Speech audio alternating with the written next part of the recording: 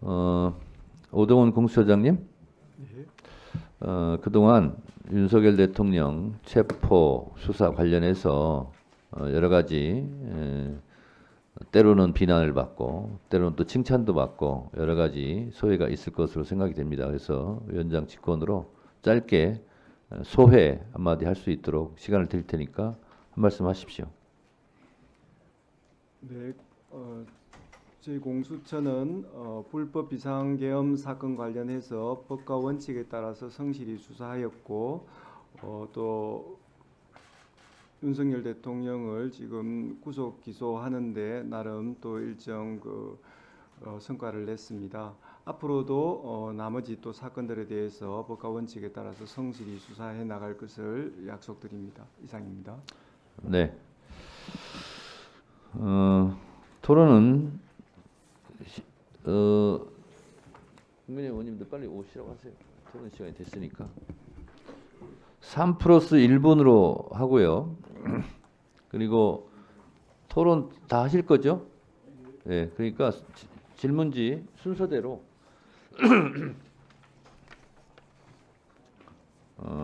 하겠습니다.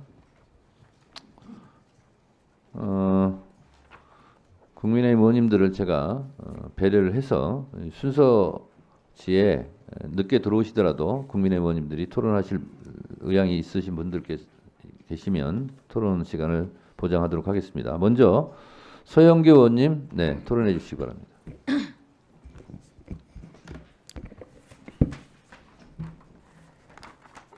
공수처장님, 수고 많으셨습니다. 많은 사람이 공수처장님 의심했죠. 윤석열 대통령이 임명하신 분인데. 그러나 잘못한 것은 법적 처벌을 받아야 되는 게 맞지 않습니까? 그렇죠? 험한 과정 거치면서 구속영장, 체포영장이 발부되면 체포영장에 응해야 되는 게 대한민국 국민 아닙니까?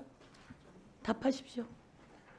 네, 법원에 의해서 체포영장이 정당하게 발부되었고 우리 공수처의 수사건이나 그 체포영장 발부 과정에 대해서 또 문제 제기하는 것들이 있지만은 법원에 의한 체포영장이 정당하게 발부됨으로써 그런 부분에 대해서 시비 거는 것 자체가 법치주의를 용납하지 않는 자세라고 보여집니다. 네.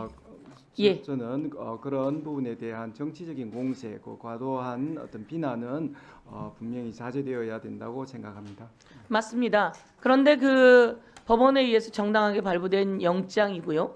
아니 공수처법에 의해서 대통령에 대한 수사는 정당한 것이었습니다. 공수처법 안에 정당한 것이었습니다. 그래서 법원이 그 영장을 발부한 것이고요. 그런데 그 영장, 체포영장을 거부하는 사람이 대한민국의 조폭도 아니고 사기꾼도 아니고 대통령이었어요. 대통령은 거기에서부터 법꾸라지 모습을 양산하게 된 겁니다. 그리고 제가 또 우리 법무부 차관께 네. 질문하겠습니다. 헌재에 가서 대통령이 이런 말을 합니다.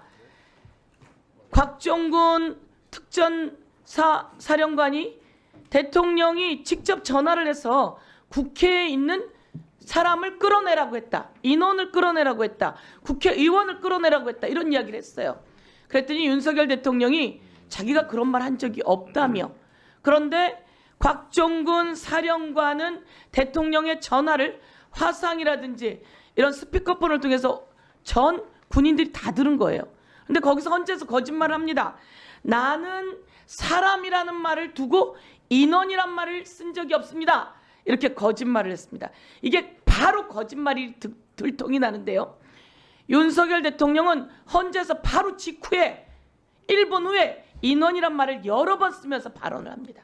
그리고 제가 오늘 한 번 더 말씀을 드리면 대통령은 이태원 참사가 있은 다음에도 이런 이야기를 합니다. 11월 7일 22년 그렇게 많은 인원이 와서 잘못하면 이제 사람들이 밟히거나 이런 식으로 인원이란 말을 썼습니다. 그리고 윤석열 대통령은 서천 특화시장에 가서도 전부 다 퇴근하고 식당에 인원이 안 남고 이렇게 발언을 합니다. 또 거슬러 올라가서 윤석열 검찰총장 인사청문회에서도 인원이라는 말을 하고 또 어린이날 행사에서 인원이 많이 와서 김치찌개를 다 못 끓여준다는 얘기를 합니다. 저는 윤석열 대통령이 머리가 나쁜 건가? 아니면 헌재에 나와서 저렇게 위증을 하고, 위증 범죄 맞습니까? 기본적으로 헌법재판소에서 당사자가 진술한 부분에 대해서는 위증에 해당하지는 않죠. 그러면 본인이 진술한 위증은 부분은 범죄 맞습니까? 일반적으로 선서를 한 자기가 증인이 자기가 말하고 자기가 거짓말을 해요. 그거 증거 인멸이고 위증이고 그렇지 않습니까? 지금 위원님께서 말씀하신 부분에 대해서는 헌법재판소나 추후에 진행될 형사재판에서 그렇죠. 헌법재판소가 거짓말하고 위증하는 대통령에 대해서 판단을 하게 될 겁니다. 대통령이 이렇게 거짓말하는 걸 보면서 오리발 내미는 사람이구나. 그리고 자기의 책임을 부하들에게, 다른 사령관들에게 떠넘긴 거 보면서 정말 무책임한 사람이구나. 그리고 이렇게 위증을 밥 먹듯이 하고 거짓말을 밥 먹듯이 하는 대통령의 모습이 헌법재판관 변론 과정에서 만천에 다 드러났다고 저는 생각하고, 이것을 오늘 기관장들께 다시 한번 제가 이렇게 발언을 함으로써 알려드립니다. 대통령이 나는 사람이라는 말을 놓고 인원이란 말을 써본 적이 없어요 라고 했는데, 그래? 인원이란 말을 수도 없이 써온 사례를 제가 오늘 공개하면서, 대통령이 헌법재판소에서 나와서 하는 말, 그리고 두고두고 하는 말 모두 다 거짓말 그 자체다 라는 말씀을 드립니다. 이상입니다. 네. 박은정 의원님 토론해 주세요. 명태균과 관련한 불법 선거 개입 및 국정농단 사건, 특별검사 임명 등에 관한 법률안에 대해서 저는 반드시 필요하다고 생각합니다. 윤석열 피고인이 내란 범죄를 저질러서 지금 이 명태균 관련한 국정농단 사건이 묻혔지만, 사실은 내란 범죄에 버금가게 이 윤석열 부부의 국정농단 사건은 엄중히 처벌되어야 될 범죄들이라고 생각합니다. 명태균이 등장한 게 작년 9월 19일 언론 기사에서 시작이 됐는데 5개월이 지났지만 이 명태균 게이트의 핵심 공범으로 보이는 김건희에 대한 소환 조사가 이루어지지 않고 있습니다. 검찰은 작년 10월 31일 화면 좀 올려주세요. 명태균 황금폰을 확보했다는, 황금폰을 맡아두었다는 명태균의 처남을 압수했는데, 그때 처남의 헬스장 사무함에 넣어둔 황금폰 위치도 알았는데 이 사무함에 대한 압수액은 이루어지지 않았다고 합니다. 그럼 작년에 검찰은 이 사건을 덮으려고 한 것이 아닌가, 이 황금폰을 더 이상 찾지 않고, 이런 의심도 드는 상황입니다. 법무장관 대행님, 네. 다음 거 보여주세요. 이렇게 큰 사건을 계속 창원에서 수사하는 것도 저는 이해가 되지 않습니다. 황금폰이 없었는데도 불구하고 작년 11월 4일 지금 보시는 바와 같이 명태균 검찰 수사 보고서가 나온 거 보셨죠? 맞습니까? 네. 보고 받으셨나요? 당시에 이 문건을 보고받지는 않았습니다. 추후에 언론 보도를 통해서 이런 문건이 법무부는 있다는 그럼 것을- 전혀 보고 안 받으셨나요? 저희는 직접 보고받은 여기에 사실이 없습니다. 김건희, 윤석열 부부와 명태균 SNS 대화 캡처가 이미지 파일 280개, 강혜경 씨 등 자택 컴퓨터에서 나온 확보한 증거가 이미지 파일이 6,892개로 언론은 보도가 되었습니다. 이 작년에 검찰 수사 보고서는 대검과 법무부에 보고가 됐을 것으로 저는 보여지는데요. 그리고 당연히 윤석열에게도 보고됐을 것이라고 저는 생각을 합니다. 그런데 이것은 그 후에 다시 12월 2일 날 명태균의 황금폰이 확보됐다는 것이 그 부분도 굉장히 의심스럽습니다. 다음 거 보여주세요. 됐습니다. 그런데 명태균, 김건희 국정농단 사건의 주역은 아까도 말씀드린 바와 같이 윤석열, 김건희 부부라고 저는 생각을 합니다. 그런데 명태균에 대한 구속 이후에 한참이 지나도록 김건희 소환 조사가 이루어지지 않고 있습니다. 창원지검에서 왜 봐주기 수사하고 있는 것입니까? 이른바 황금폰이라고 일컬어지는 휴대폰은 12월 12일 날 이미 제출돼서 검찰이 그날 비로소 확보를 한 상태고, 현재까지 포렌식 과정에 있습니다. 그래서 외부에서는 수사가 진척이 되지 않는 것이 아니냐라고 보시는 분도 계신 것 같은데, 그러지 않고 현재 포렌식 과정 중에 있고 참여권을 보장하는 과정에서 시간이 좀 걸리고 있습니다. 그러면은 이 포렌식 끝나면 김건희 소환 조사 가능합니까? 그건 수사팀에서 그 성역 없이 수사를 할 것으로 생각을 하고 있고, 네, 아직 물적 증거 확보 분석 중이기 때문에. 다음 거 보여주세요. 지금 윤석열 내란숙의 피고인, 피청구인에 대해서 법무부 아니요 그 황제 스타일링 보여주세요. 지금 윤석열 대통령 수용자잖아요. 그런데 그 머리 스타일링하고 그 장신구 시계 이런 거 착용했다는 것이 언론 보도로 드러났는데요. 이거 비용은 누가 지불하는 겁니까? 일단 어떤 예산으로 하는 거죠? 저희가 뭐 국가적으로 특별하게 비용을 지원해준 사실은 없고 아니 그러니까 법무부 교정당국이나 그럼 경호처에서 대통령실에서 지급하는 건가요 비용을? 지금 그러니까 헤어스타일 같은 경우에는 스타일리스트가 와서 한 부분인데 그 부분은 종전에도 정치인들 같은 경우에는 저희가 이렇게 뭐 이렇게 화면에 등장한다거나 할 때는 기본적으로 정치인 누구요? 이미 복수의 사례가 있습니다. 예.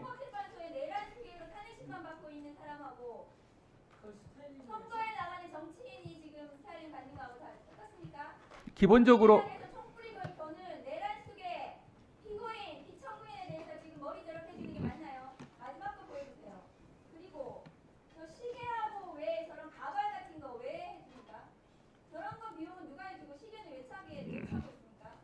그 부분은 제가 확인할 사항이긴 한데 그 과정에 있어서는 저희가 관련 규정이라든지 철저하게 준수한 것으로 알고 있습니다. 그리고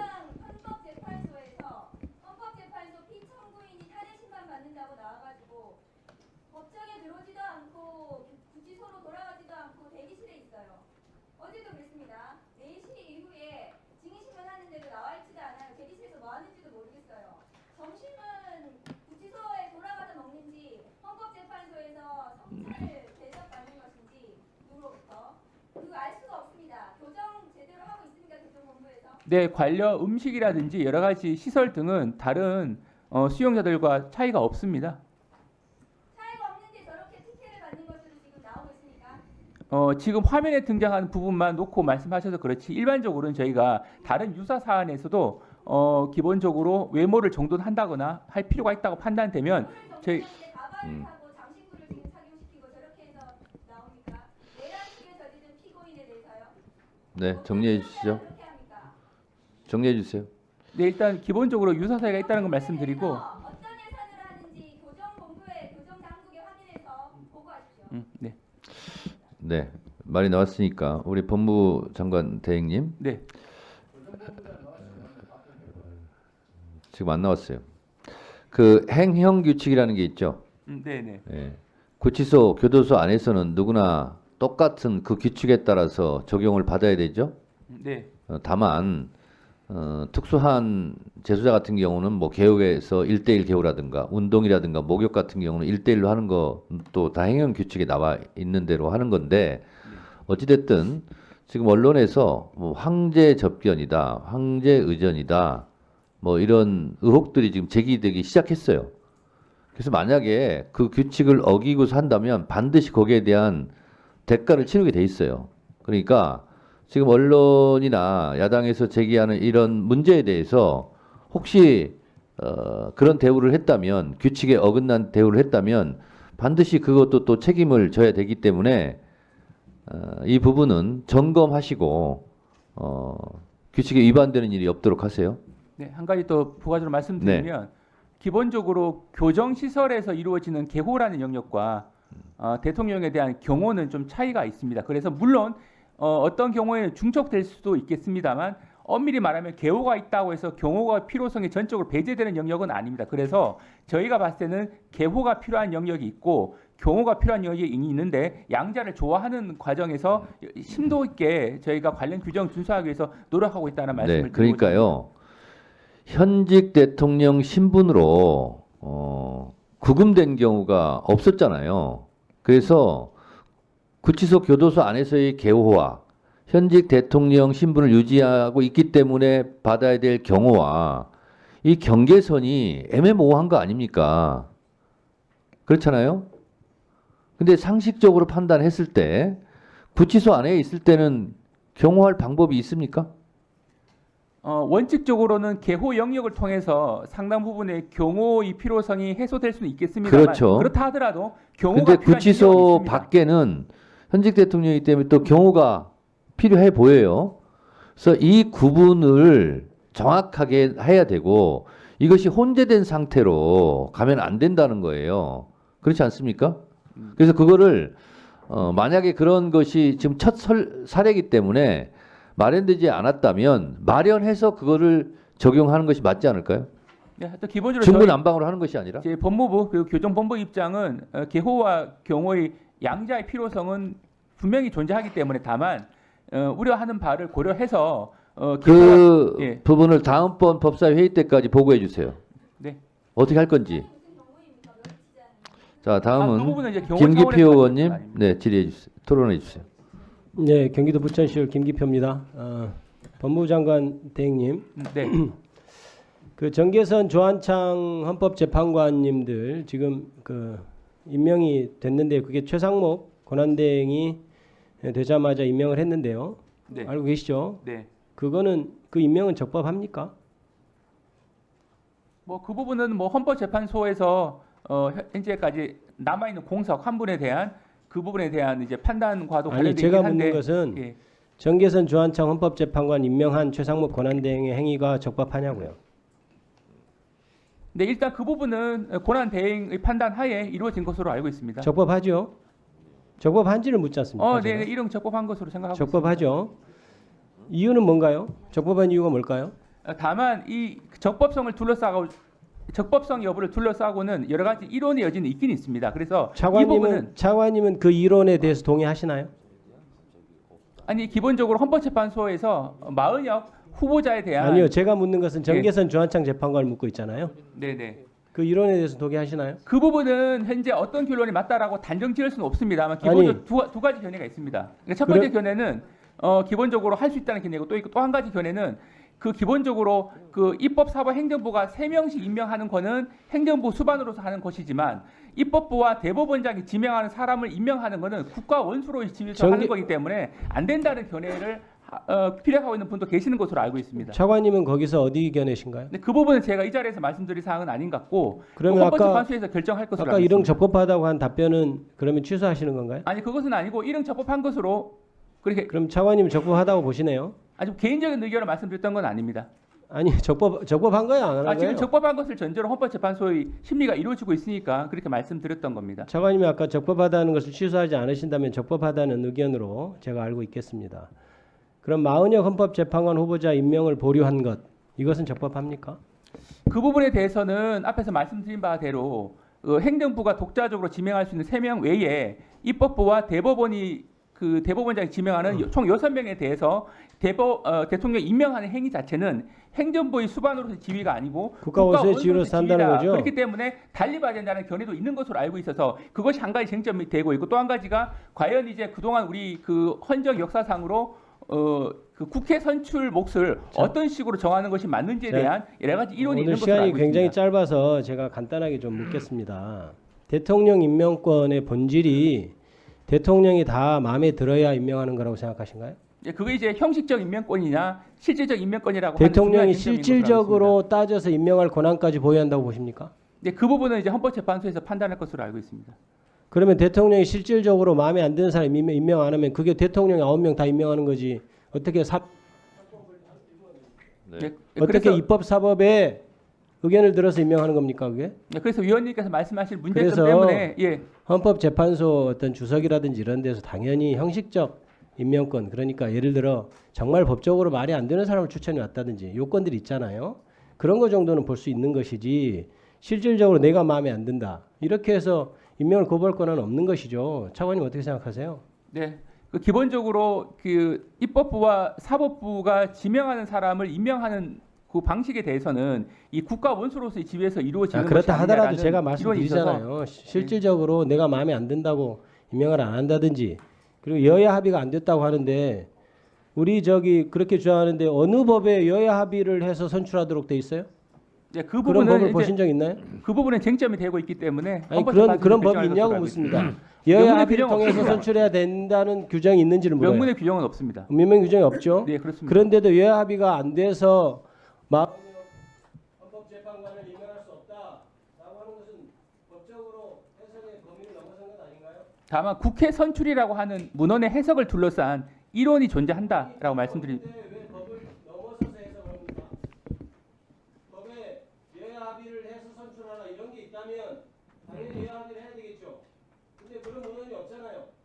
선출한 사람을 임명하도록 되어 있는데 왜 갑자기 어느 누가 나타나서 여야 합의가 있어야 한다고 법에도 없는 규정을 들이댑니까?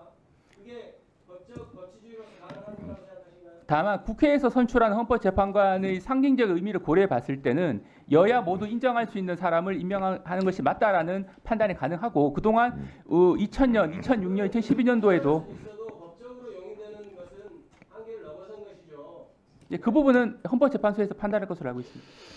그 헌법재판소에서 답변할 사안인지도 모르겠는데 어쨌든 법무차관님 있잖아요. 네. 법 처벌 조항이 없는데 신종 범죄가 발생했어요. 처벌할 수 있습니까? 없습니까? 없죠. 그거하고 좀 사안이 좀 아예 다른 것 없잖아요. 같습니다. 일단 네네네. 그게 죄형 법정주의죠. 마찬가지로 그 반대의 개념으로 생각하면 작위든 부작위든 법 조항대로 해야 되는 게 맞잖아요. 그렇죠? 근데 최상목 대행은 여야 합의가 있으면 임명하겠다.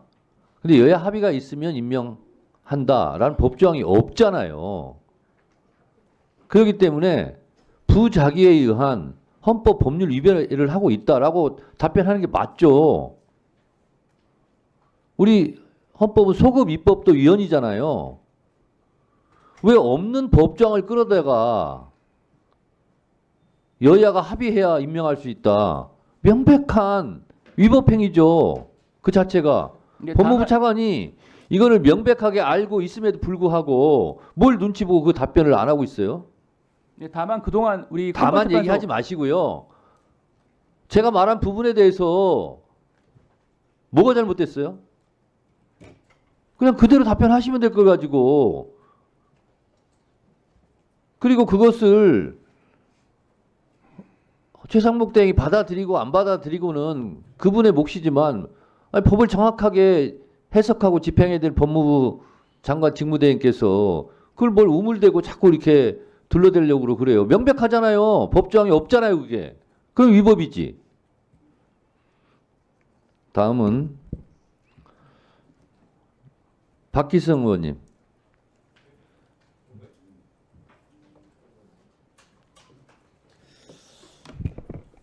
남원 장수임 수장국회의원 박기성입니다. 먼저 법원 행정처장님께 좀 묻겠습니다. 서부법원 침탈 사태로 이제 많은 구속영장이 청구됐고 지금 기소가 됐죠. 예. 예.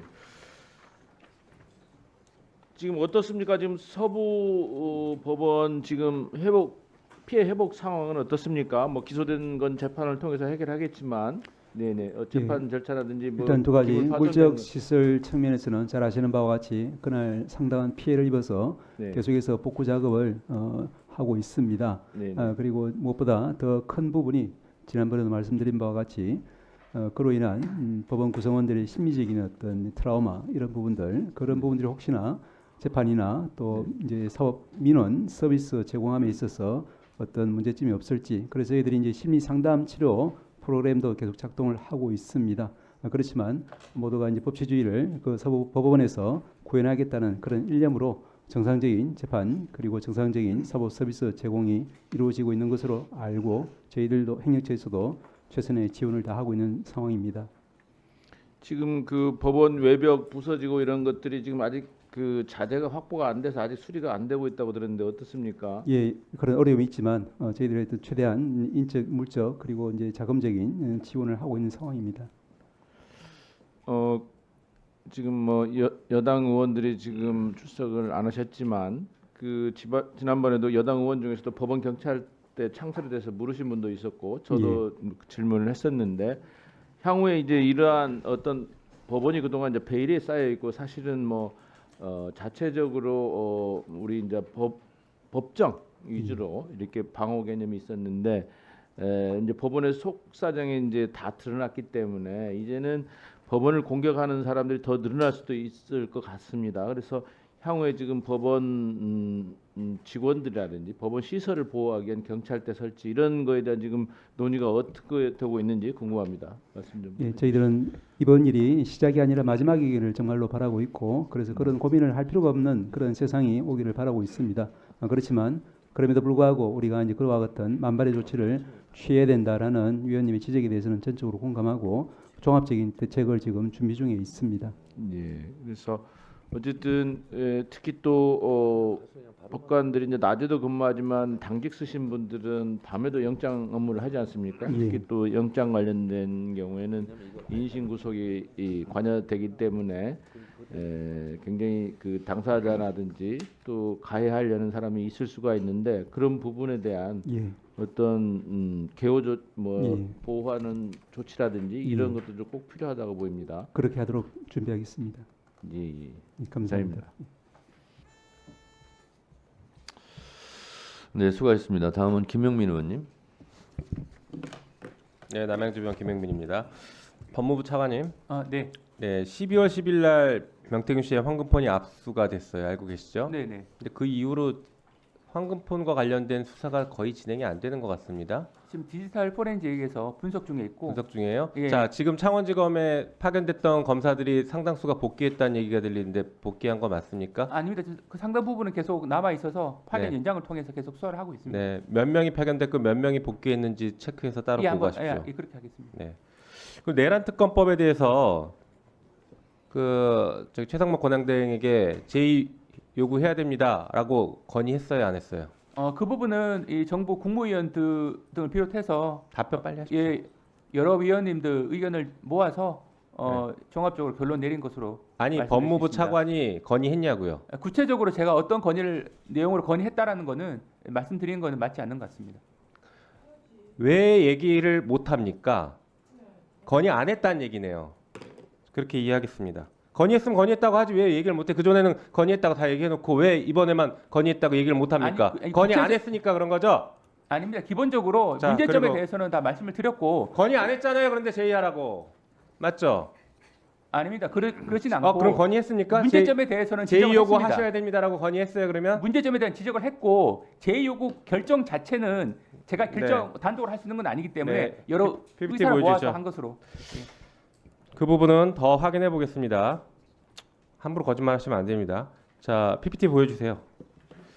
마은혁 헌법재판관 미임명에 대해서 지금 권한쟁의 심판 중이잖아요. 맞습니까? 네. 근데 최상목 권한대행이 이런 얘기를 해요. 위헌 결정이 나오더라도 곧바로 임명하지 않고 법무부와 법제처와 추가 검토를 하겠다. 법무부가 이거 추가 검토할 권한이 있나요? 뭐 기본적으로 추가 검토할 겁니까? 요거 오면? 아직 구체적인 사안에 대한 결정이 이루어지지 않았기 때문에 거기에 대해서 그걸 전제로 말씀드리는 건 맞지 않습니다만 기본적으로는 네. 이 법무부의 위치라는 것이 어떤 국정 운영에 있어서 권한대행이 이렇게 법적인 얘기했는데 검토 안 할 거예요? 법적인 측면에서 조언을 할 수 있기 때문에 네. 필요한 하지 부분에 대해서 마십시오. 할수 있다고 그런데 보입니다. 하면 안 됩니다. 다음 페이지 보여주시죠. 헌법재판소법을 좀 보면서 얘기하십시오. 헌법재판소법에 뭐라고 돼 있어요? 권한쟁의 관련해서 헌법재판소가 66조 2항입니다. 헌법재판소가 부작위에 대한 심판 청구를 인용하는 결정을 한 때에는 피청구인은 결정 취지에 따른 처분을 하여야 한다. 법무부한테 물어봐서 한다가 아닙니다. 법제처에 물어봐도 안 되고 해야 됩니다. 이게 안 읽혀요? 해석이 안 됩니까? 그 다음 뭡니까? 67조 결정의 효력. 헌법재판소의 권한쟁의 심판 결정 모든 국가기관 지방자치단체를 기속한다. 법무부도 기속되죠? 네, 그렇습니다. 예. 예. 조언하지 마시고 바로 임명해야 됩니다. 다만 여기서 말씀하신 조언이라고 하는 것은 일부만 결정이 넣어주시면 어떤 내용의 마무리하겠습니다. 결정이 이루어지 알 수 없기 때문에 여기에 대해서 지금 말장난하지 마시고요. 헌재에서 인용했으면 곧바로 임명해야 된다고요. 지금 명확하잖아요. 법조문상. 그 권한대행의 네, 취지는 그만 말씀하십시오. 그 법원행정처장님, 지금 예. 제가 말씀드린 이 해석이 무리한 해석입니까? 위원님의 취지는 충분히 이해하겠습니다. 다만 이제 이런 부분에 대해서 여러 가지 이제 논란이 이루어지고 있기 때문에 저희들 입장에서는 지금 모든 곤란하시다는 사건들이 거죠? 재판 중에 있는 사안에 대해서는 법원의 법칙에 따라 잠깐 예. 바꿔볼게요. 대법원에서 어떤 판결을 내렸어요. 그 대법원의 판결을 국가기관이 따라야 됩니까? 따르지 말아야 됩니까? 따라야 됩니다. 당연하죠. 헌법재판소가 결정하면 따라야 됩니까? 따르지 말아야 됩니까? 따르는 것이 필요하다라고 헌재 측에서 입장을 밝힌 것으로 알고 있습니다. 네. 법원행정처도 따라야 된다는 입장을 밝힌 것으로 이해하겠습니다. 법무차관, 네. 지금 이런 거 가지고 말장난하시면서 국민들을 혼란스럽게 하면 안 되고요. 이런 부분은 명확하게 정부 입장을 얘기해야 됩니다. 따라야 합니다. 이렇게 답변을 하셔야죠. 말씀해 보시죠. 따라 합니까?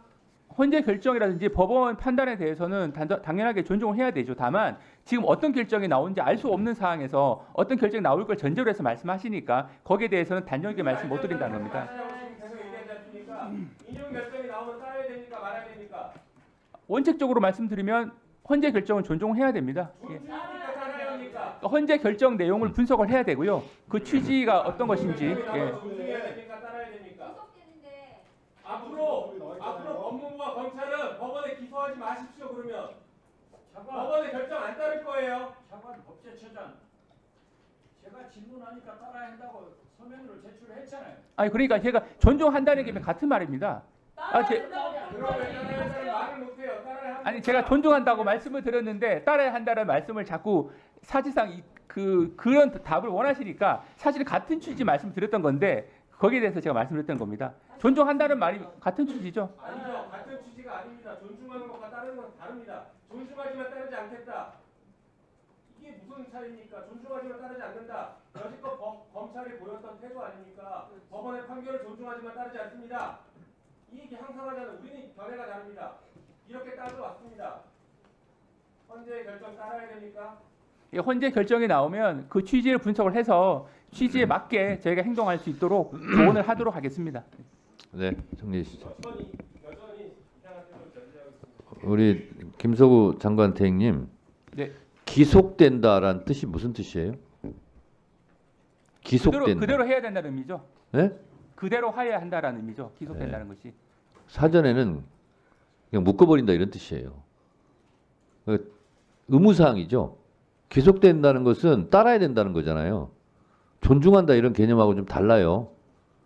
그러니까 법률가께서 법률적 용어로 그냥 말씀하시면 될 일을 왜 그냥 사사로이 그냥 이렇게 말씀을 하세요. 그냥 법률적 용어로 기속되게 돼 있고 기속이라는 뜻은 따라야 된다는 뜻입니다. 의무사항입니다. 그렇게 말하면 논란이 안 일어나잖아요.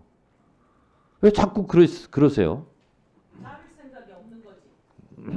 아니 서영기 의원님 또 그런 것 같지는 않고요. 근데 따라야 된다라고 속으로 생각하는데 표현을 그렇게 하심으로써 의심을 자꾸 받고 자꾸 이렇게 말에 꼬리를 물게 해요.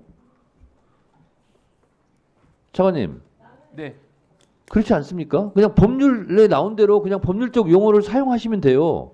그리고 그것을 서영기 의원님이 잘 못 알아듣신 것 같다 그러면 아 요거는 따라야 된다는 뜻입니다. 의무입니다. 이렇게 그냥 설명해 주면 되잖아요. 서영기 의원님 예를 들어서 죄송합니다. 그냥 예를 든 거예요. 아니 그래서 그렇게 그냥 시간도 없는데 그렇게 말씀해 주시면 좋겠어요. 예. 아니 법률가인 박균택 의원이 못 알아들을 수도 있어요. 순간 혼란스러워서. 그럼 그때 딱 설명해 주면 되는 거잖아요. 기속된다 맞죠? 헌재 판결은. 아니 그렇습니다. 네. 간단하잖아요. 다음은 법률가로 법을 잘하시는 박균택 의원님. 네. 토론해 주시기 바랍니다. 우리 법무부 장관 직무대행께 질문드리겠습니다. 윤석열 그 피청구인이 비상계엄령 발동 이후로 가장 중요하게 거시했던 것이 뭐냐면은 선거 조작 의혹이었었습니다. 선관위를 상대로 한 부정선거 의혹, 선거 조작 의혹이었습니다. 근데 어제 막상 그 선거의 그 주무 책임자인 선관위 사무총장이 증인으로 헌재에 나왔고 또 그 해킹 여부를 확인해 줄 국정원 3차장이 증인으로 출석을 했는데 헌재에서 퇴정을 하고 말았습니다. 그것은 본인이 그토록 중요하게 주장했던 그 주장이 워낙 허무맹랑한 것이기 때문에 질문조차 할 자신이 없어서 조용히 빠져나가서 대기실에 물러나 있었던 것 아니겠습니까? 결국은 선거 부정 의혹은 태극기 모독 부대들을 선동하기 위한 주장에 불과했다. 법률가나 증인이나 헌법재판관 앞에서는 질문조차 할 자신이 없었다. 저는 이렇게 해석을 하는데 이 부분을 검찰이 법원에서 공소 유지할 때 잘 참고하도록 전달 좀 해주시면 고맙겠습니다. 네, 수사팀에서도 예. 헌법재판 과정을 다 지켜보고 있습니다. 예, 알겠습니다. 그리고 김성훈 경호처 차장을 검찰이 영장을 청구하지 않고 기각한 것, 이것은 학폭의 가해자를 피해자들이 모여 있는 교실로 되돌려 보내는 것과 같다라고 제가 지난번에 한번 지적을 했는데 검찰은 또 2차 영장 기각을 했습니다. 도대체 왜 그러는 것일까요? 우리 차관님이 아시는 이유가 있습니까? 수사팀에서 영장을 기각한 이유는 증거 인멸이나 뭐 도주 우려 부분이 구속할 사유가 안 된다고 판단한 것으로 알고 있는데 기본적으로 아직 단정적으로 불구속 소환하겠다고 방침을 세운 것은 아닐 것 같고 현재 이제 압수수색이 현재 진행되고 있고 그 내용이 분석 중에 있습니다. 그러면 그 이후에 신병 부분에 대해서도 다시 검토할 기회는 있을 것으로 알고 있습니다. 국민들은 여기에 대해서 윤석열, 김용현 피의자와 검찰의 상층부가 서로 그 내통을 했던 부분이 있다. 그래서 김성훈이 그 배경을 알고 있거나 경호처에 남아있는 그 자료들 이것을 압수수색이 안 되도록 거부 처분을 하고 버텨줄 사람이 필요하니까 검찰이 김성훈 전 차장, 경호처 차장을 지켜주고 있는 거다라는 의문을 제기하는데 지금 저런 이상한 모습을 보이다 보니까 이 의혹이 설득력을 얻는 것 아닙니까? 네, 이 의혹으로 인해서 검찰이 수사 초기에 나름 열심히 수사했던 노력이라든가 수사 어떤 그 동기의 순수성 이게 지금 훼손되고 물거품으로 돌아가는 그런 과정인데 여기에 대해서 검찰이 영장을 청구하도록 지휘권을 발동할 계획은 없으십니까? 네, 그 부분은 수사팀이 독자적으로 판단할 것으로 알고 있고 다만 법률적으로만 말씀드리면 현재 영장 범죄 사실 자체는 공무집행 방해로 구성이 되어 있습니다. 그런데 지금 이제 말씀하시는 여러 가지 뭐 증거 인멸 이 부분은 그 영장이 기재된 범죄 사실은 아닌 다른 영역이기 때문에 수사팀에서는 좀 더 엄격하게 본 것으로 판단을 하고 있습니다. 다만 이제 추가로 압수수색도 했기 때문에 영장 범죄 사실 자체에 대한 추가 증거 인멸 알겠습니다. 우려가 있는지에 대해서는 별도로 판단이 이루어질 예, 것으로 알고 신중하게 있습니다. 좀 노력해 주십시오. 그리고 헌재 출석했던 첫날 윤석열 피의자가 구치소에서 야간에 변호인 접견을 했습니다. 어제는 헌법재판소에서 퇴정한 다음에 2시간 동안 대기실에서 뭔가를 하다가 복귀를 했는데 규정은 엄격하게 적용돼야 하는 거 아닙니까? 다른 변호인, 다른 피의자들이 요구해도 야간 접견 그리고 2시간씩 외부에서 머무는 것 네, 규정에 맞게 하고 있는 것으로 알고 있는데 위원님께서 말씀하신 부분 한번 잘 검토해 보겠습니다. 네, 수고하셨습니다. 다음은 박지원 의원님 토론해 주세요. 법원 행정처장님, 예. 굉장히 그 우문인데 현답을 해주시기 바랍니다. 대통령이 계엄 요구에 국회에 가니까 야당 의원들이 박수도 안 치고 악수도 안 하더라. 그래서 계엄했다. 요건이 됩니까? 거기에 저는 제가 답변하지 않는 것이 현답인 것 같습니다. 그렇죠. 그러니까 우문우답이네요. 이게 말이 됩니까? 대통령이 이 밴데기 속도 아니고 초등학교 1학년 뇌구조를 가진 사람이에요. 세상에 야당이 악수도 안 하고 박수도 안 치니까 계엄했다. 이런 거짓말을 나열하고 있는데 저는 한심하다고 생각합니다.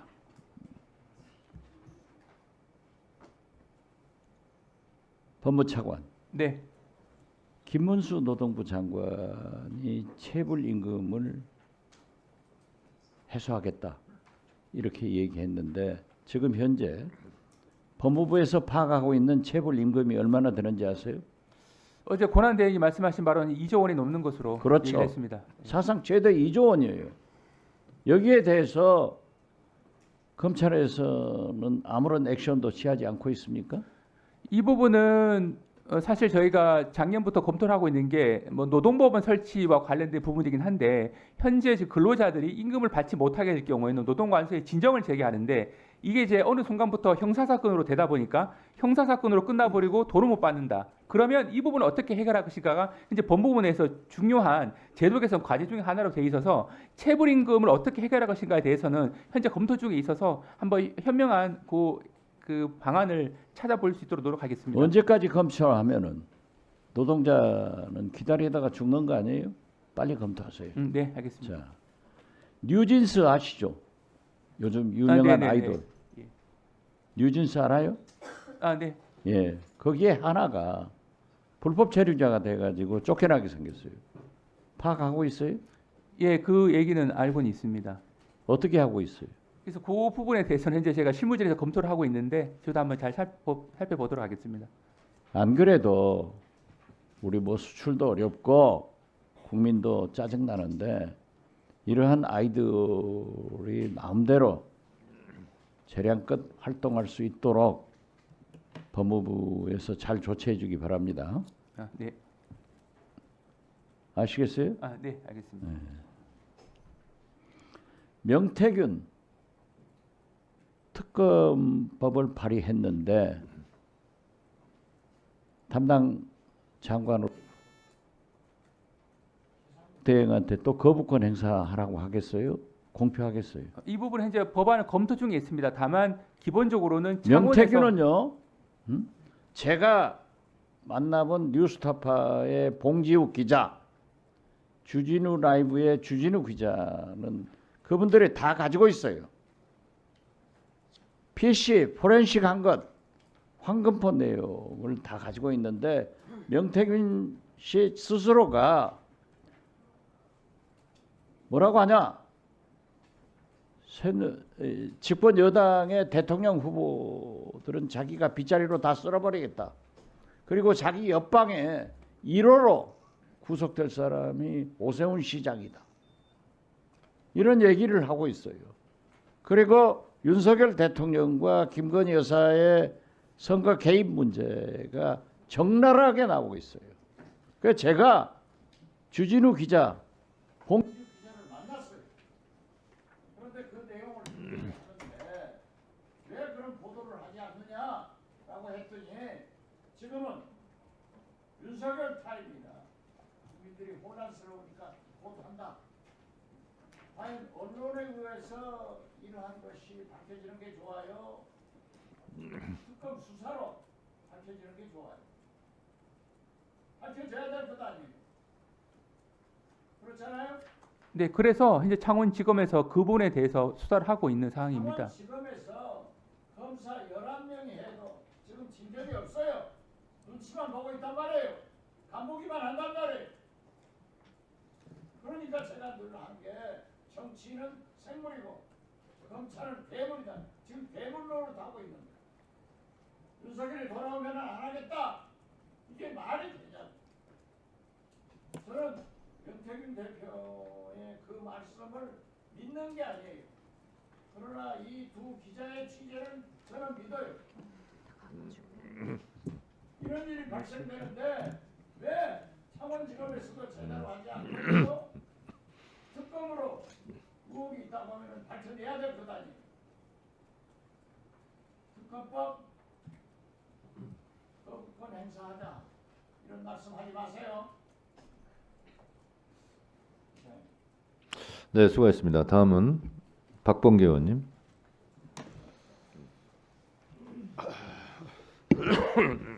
잠깐만. 예. 네, 우리 차관대행님, 차관대행이 아니구나. 장관대행. 네. 그 뉴스타파가 보도했던 그 창원지검 네. 명태균 그 수사 보고서를 받아보지 못했다고 그랬죠. 네, 그렇습니다. 네, 네. 내용은 조금 알고 있었죠. 내용은 뉴스타파 보도 이후에 비로소 알게 됐습니다. 구체적인 내용은. 네. 그래요. 네. 그 당시 대행 아니었어요? 뉴스타파 보도가 될 때 작년 11월 달에 어땠습니까? 11월 4일 날 그때는 수사보고서- 차관이었죠? 그렇습니다. 예, 예. 그럼 그 당시 장관이 누구예요? 박성재 장관인가요? 예, 박성재 장관도 그 부분에 대해서는 보고를 받지 못했습니다. 왜냐하면 아침 보고 때 그러니까 항상 동석하기 평상시에 때문에. 지금 대행을 하고 있는데 법무부가 그렇게 중요 사건에 대해서 요지라도 이렇게 보고를 받지 않아요? 대략적인 요지에 대한 보고를 받습니다만. 근데 왜 그것만은 예외예요? 11월 4일자 수사 보고서 그것만이 내용 자체를 왜 요거 너 말을 빨리 하지 좀 마세요 좀. 내가 헷갈려요. 예? 그렇게 좀 천천히. 근데 왜 그것만 보고를 안 받았어요? 유독 그것만 왜 시치미를 톡 떼요? 11월 4일자 수사 보고서는 굉장히 상세한 내용의 수사 자료입니다.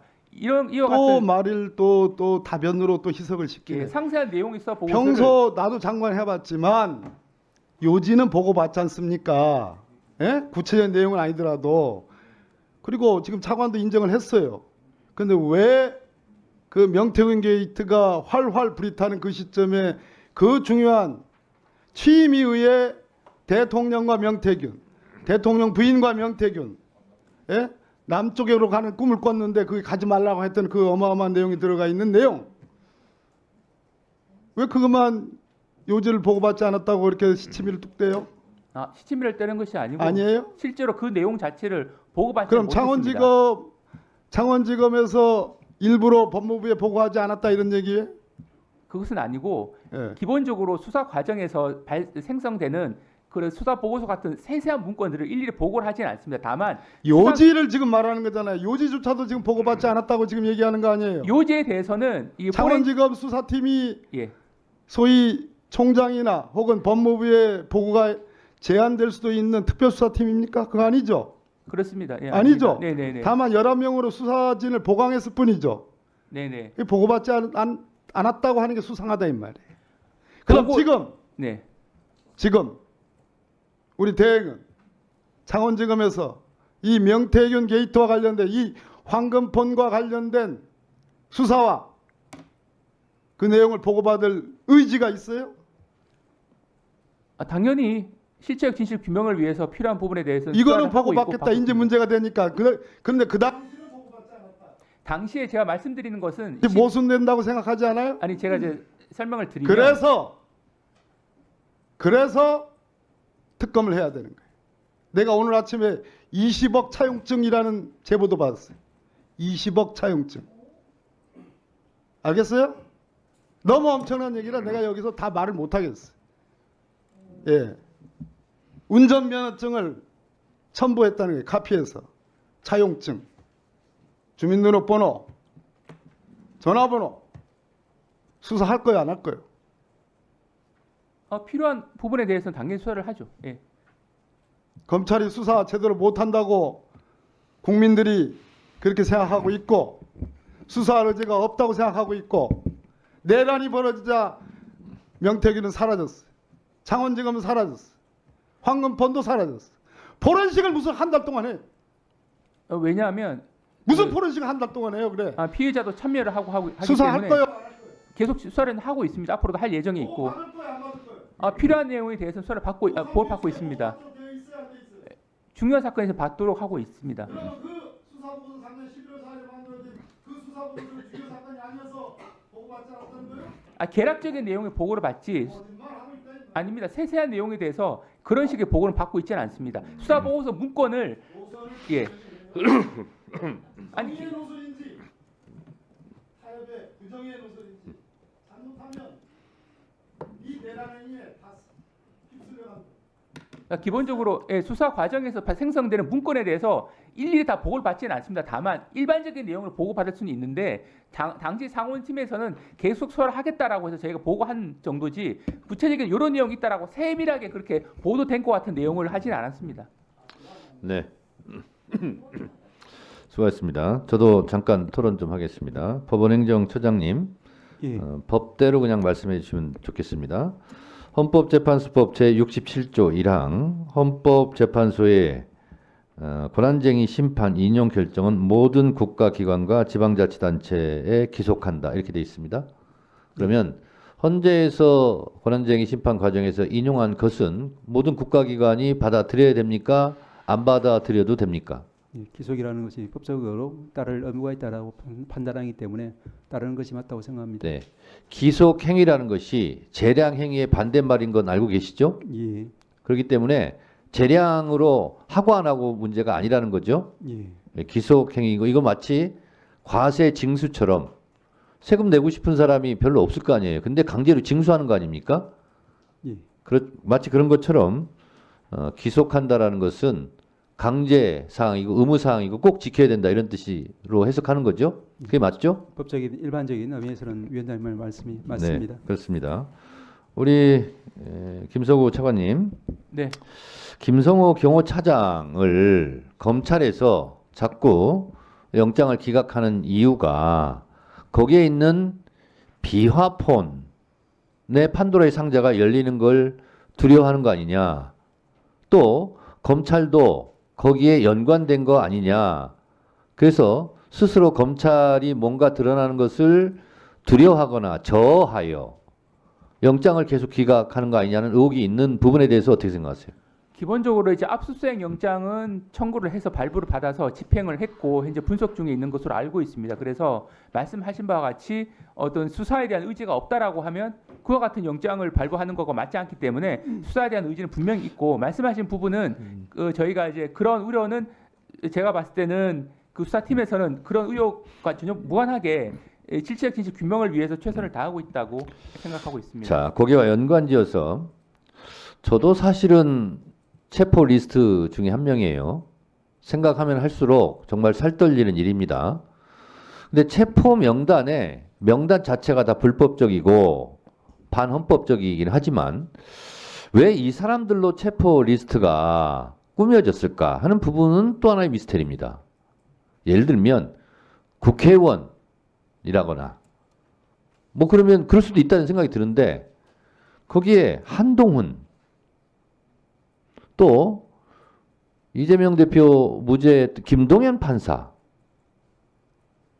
이런 사람들은 계엄을 했던 관계 국가기관에서 이 사람 명단을 끼워 넣었을까 의심이 되는 거예요. 그러면 한동훈과 김동연 판사의 억하심정이 있는 어떤 사적인 감정이 개입되지 않았는가? 또 그것과 연관 있는 사람이 끼워 넣지 않았을까 하는 의심이 드는 거예요. 그 의심을 받고 있는 사람이 제가 굳이 말하지 않아도 대략적으로 국민들은 누구일 것이다 하고 의심을 받는 거예요. 그러면 그 사람이 혹시 비아폰을 평소에 사용하지 않았는가? 비아폰 사용할 자격이 없는데 그래서 검찰이 그걸 알고 김성훈 경호차장에 대해서 영장을 그렇게 기각했는가? 국민들이 이렇게 의심하고 있어요. 그 부분에 대해서 어떻게 생각하세요? 네, 기본적으로 수사팀에서는 철저하게 수사를 하고 있다라는 말씀을 드리고자 합니다.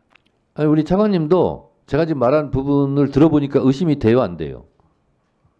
아니 의심 여부를 떠나가지고 말씀하시는 의혹들 포함해가지고 전반적으로 수사팀에서는 철저하게 확인 중에 있다라고 말씀을 드릴 수 있겠습니다. 그래서 영장 그 비아폰과 관련될 수도 있는 경호차장의 검찰의 영장 기각은 베리 스트레인지하다 그런 뜻입니다. 그런 의혹이 있다는 거예요. 네, 마치겠습니다. 네. 네? 아, 그렇습니까? 네, 하십시오. 감사합니다. 공 처장님, 그 윤석열은 내란 수개로 구속 기소한 것은 잘하셨는데 나머지 사건이 있지 않습니까? 굉장히 중요하다고 봅니다.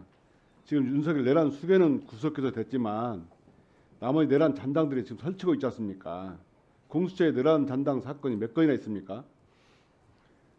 지금 많이 남아 있는데요. 저희들은 기본적으로 수사건이 지금 몇 직권남용 건인가 권리행사 말씀해 방해죄에 대해서 수사권 규정이 되어 있고 관련 사건으로 내란죄를 하는 구조이기 때문에 이번에 그 이상민 장관에 대해서도 이첩한 이유가 직권남용이 지금 미수 몇 건인가 상태- 말씀해 주세요. 네, 지금 뭐 제가 셀 수 없을 정도로 좀 많은 사건이 그 있습니다. 내란 잔당 수사 정말 중요합니다. 내란이 왜 일어났고 어떻게 해서 이 내란이 언제 결심이 됐고 어떻게 어떤 기관들이 참여했는지가 굉장히 중요해요.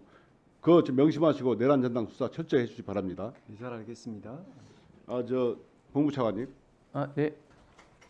이 오늘 기사를 보시면 특검 대상자도 찬성한 특검법이 있습니다. 이게 명태균 특검법이에요. 네. 이 특검법을 하겠다고 민주당에서 발표를 하자 특검 대상자가 환영한다는 의견을 냈어요. 이거 보셨습니까? 네, 봤습니다. 차관님, 저 특검 대상자가 특검을 환영한 경우를 봤습니까? 뭐 일반적이진 않죠. 그렇죠. 그 이유가 뭐라고 생각하십니까? 근데 현재 뭐 명태균 피고인 측의 심리 상태에 대해서 제가 뭐 말씀드릴 사항은 아닌 것 같고요. 다만 현재 수사팀이 수사를 하고 있는 사항이고 지금 명태균 피고인 측은 마치 본인의 이른바 황금폰으로 인해서 비상계엄이 선포됐다라는 주장을 지금 하고 있는 과정에서 어떻게 보면 본인의 이런 진술을 통해서 수사팀 자체를 지금 교체한다고 볼 수 있는 부분이라서 저희로서는 좀 신중하게 접근해야 될 것 같습니다. 11월 4일 보고서도 많이 나왔지만 저희 명태균 진상 게이트 조사단에서도 검찰의 고발을 몇 번 했냐면 3번 했습니다. 그뿐만 아니고요. 대검을 찾아가 가지고 대검 차장을 면담하면서 이거 철저히 수사하라 했습니다. 너 김성훈을 왜 영장을 기각했냐 물어봤어요. 그랬더니 뭐라고 하냐면 3, 4년 후에 검증받을 거 생각하고 하겠다는 거예요. 지금 국민들은 내란이 어떻게 다시 재발할까 걱정하고 있는데 차장은 한가롭게 4년을 얘기하는 거예요. 이거는 검찰이 지금까지 특검을 할 수 있도록 만들어준 겁니다. 그렇게 고발하고 신속 촉구했는데 지금까지 수사를 한 게 없어요. 이러니까 검찰이 내란 공범이라는 비판을 받는 겁니다. 아까 비하폰 여기 나왔지만 검찰이 총장이나 차관이 피의자하고 대화할 이유가 없어요. 1분만 더 주십시오. 당연히 수사팀한테 주어서 수사팀장이 전화하면 되는 겁니다. 근데 왜 차장이 설득을 위해서 통화했다고요? 이건 말도 안 되는 얘기입니다. 국민들은 이번 내란 사태에서 검찰 공화국이잖아요. 윤석열 검찰이잖아요. 분명히 계엄이 선포된 후에 검찰이 큰 역할을 할 것이 예정되어 있었다. 그래서 국민들은 법무부 장관도 윤석열로부터 쪽지를 받았을 것이다. 문건을 업무의 가압에 관한 쪽지를 받았을 것 이런 의혹을 갖고 있어요. 끊임없이 검찰이 이렇게 김성훈 영장 기각하고 명태균 사건 수사 제대로 안 함으로써 인해서 국민들이 검찰을 내란의 공범으로 계속 의심하는 겁니다. 정말 그런 의혹을 받지 않으려면 명태균 사건 철저히 수사하시고요.